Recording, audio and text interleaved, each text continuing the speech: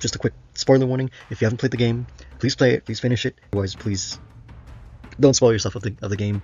It's a wonderful game, and if you have played the game, you finished it and everything, you've done the secret ending, or if you watched it, I want to talk about how the game conflates the Tower of Babel with Noah's Ark. To the start of the game, or the circumstances in the game, seems to be that one, the Nephilim helped create the sins that led to the flood.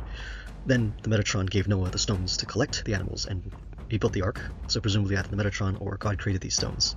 And these stones were made from local materials where Noah needed to go, and together on the Ark's wheel they could more pinpoint travel to any of these 17 spots. Separately, as we've seen, the stones can just teleport you in any random location, so they need to be together for it to work. And they didn't exist in those underground temples before the flood, but afterwards, when Metatron or God created them. Noah then used these stones and his Ark in order to travel around the world to these 17 spots to collect animals, maybe humans, maybe Nephilim in this case. And the placement of the Ark in the location underneath the cigarette of Ur supposedly makes it the final point where everyone disembarks. Noah and his family, and maybe in this universe, again, some other people, and Nephilim are scattered across the world, not because of the stones, but possibly on foot. One of the big problems in the kind of the way this MacGuffin works is that the stones need to be get together. So what that means is that if the stones need to be spread out in 17 locations, Noah can't drop everyone off in these 17 locations because he'd have to give away one of the stones, which would then make the Ark non-functional, unless it doesn't matter if you have 17 stones together, you just needed a stone in the, in that steering wheel. In that steering wheel is not the right term, but in the Ark navigation wheel. Sorry, I'm not a...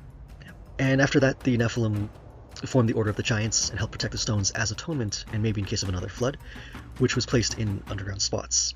Hence why the last level is atonement. And if the Nephilim were fallen angels, then maybe this is God's way of getting them to make up for it.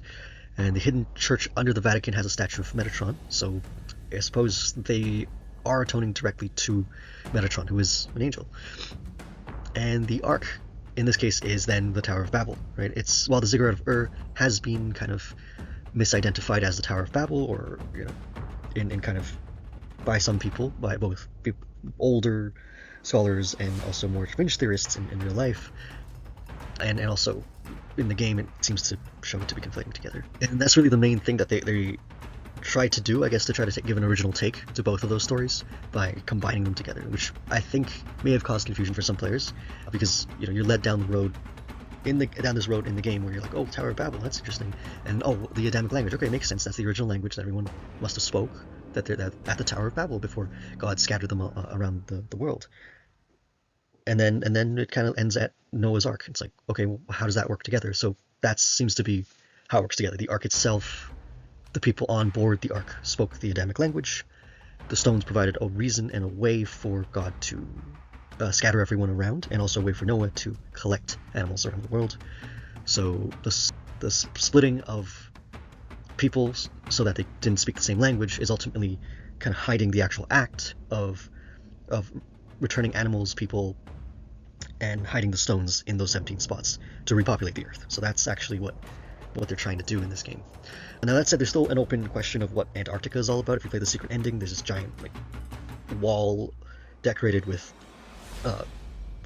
essentially the 17 locations with an outline of Antarctica in the center, and then you flash cut to what might be Locust's footprints through the snow and the Ark itself in the background. It's really clearly setting up the DLC, but it's not really clear what else we'll see, but perhaps we'll get a more clear explanation of all of this. So anyways, it's a great game, but this is kind of an outstanding mystery, or something that isn't entirely explained. It's more shown and suggested, and it's kind of the audience has to figure that out sometimes with chapter notes. So yeah, anyways, I hope you enjoyed it, and I hope that was helpful, and maybe if you have an alternate take, please leave it in the comments. I'd love to read about it. This is as much as I could figure out, based off of the chapter notes I collected and what I saw in the game itself. But I could very much be wrong. If that's the case, that's the case. I'd love to know. And but otherwise, I hope if you enjoyed this video, please like and subscribe. And yeah, I will see you again another time. I may not make another video until the new year, potentially in 2025. I'll probably start doing more focused on the archaeology again, the archaeology of the Great Circle, kind of going over the different locations and maybe some of the artifacts, and whether I need to just button down and focus on getting ready for the new teaching at the new semester. Anyways, thank you very much for watching, and have a happy, wonderful new new year in 2025.